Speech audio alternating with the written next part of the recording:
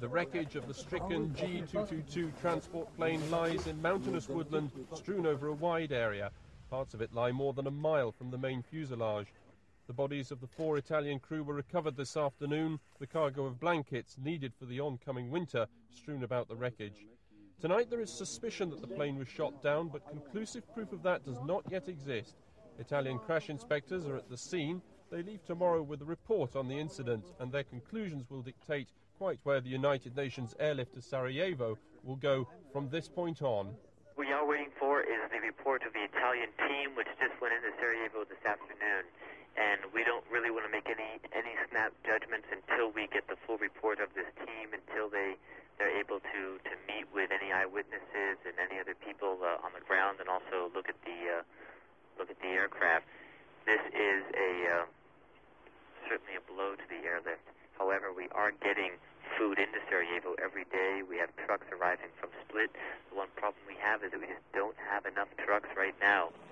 UN officials are cautious, but 2 Italian cabinet members were quoted as saying outright the plane was shot down, and they called this a criminal act. Ma l'aereo probabilmente è stato abbattuto, non abbiamo ancora conferme in questo senso, si tratta di voci, si tratta di indizi, si tratta però di indizi autorevoli perché ci provengono dai responsabili dell'Unbofor, cioè dai responsabili della missione che organizzava questi voli. Adesso si tratta di saperne di più con riferimento alla dinamica dell'incidente, ma di saperne di più anche con riferimento alle probabili responsabilità. The destroyed plane was a G222 cargo transporter similar to these parked on the tarmac at Zagreb airport today.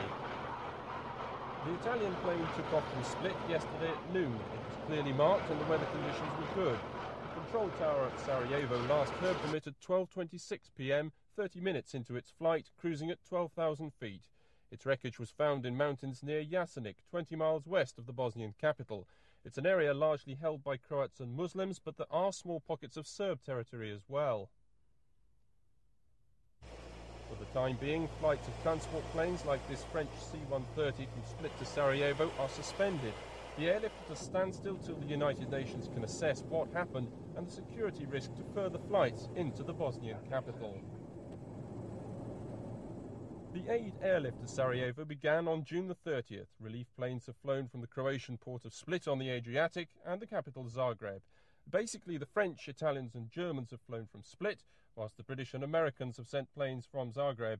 In 2 months, with over 1,000 flights, about 12,000 tons of food and medical equipment have been delivered. The Italians say they now want greater security before they'll fly along the humanitarian corridor again. British pilots say their Hercules aircraft can fire flares to deflect incoming fire, but they also rely on evasive action. We tried neither to under or overestimate the risks involved. We follow the standard routings and take all possible precautions to avoid any ground fire. Yes, and as we understand it at the moment, we're not subject to direct action. Obviously, if we ever came under attack, we would maneuver to avoid it.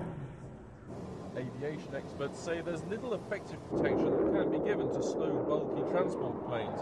Soviet transporters used during the Kabul airlift used deflecting flares, one of several defensive measures currently available. You could have a radar jammer which would jam either the missile tracking radar or the missile itself to prevent it from homing on the aircraft, or an infrared jammer which would decoy the infrared missile, or you could use chaff or flares.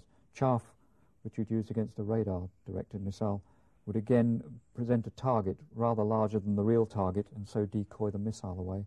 And similarly with flares on infrared missiles, they would be used to decoy the missile away from the aircraft. In recent weeks, the Sarajevo airlift has been suspended after a missile battery apparently locked onto a plane attempting to leave the Bosnian capital. And back in January, a number of EC officials were killed when their helicopter was shot down by Yugoslav Air Force jets in Croatia. But on land, getting aid convoys into the formerly besieged cities like Gorazde is far more dangerous and time-consuming. A second has just gone in after many delays, underlining the need for the airlift in the first place. And as the weather deteriorates, that need will steadily increase.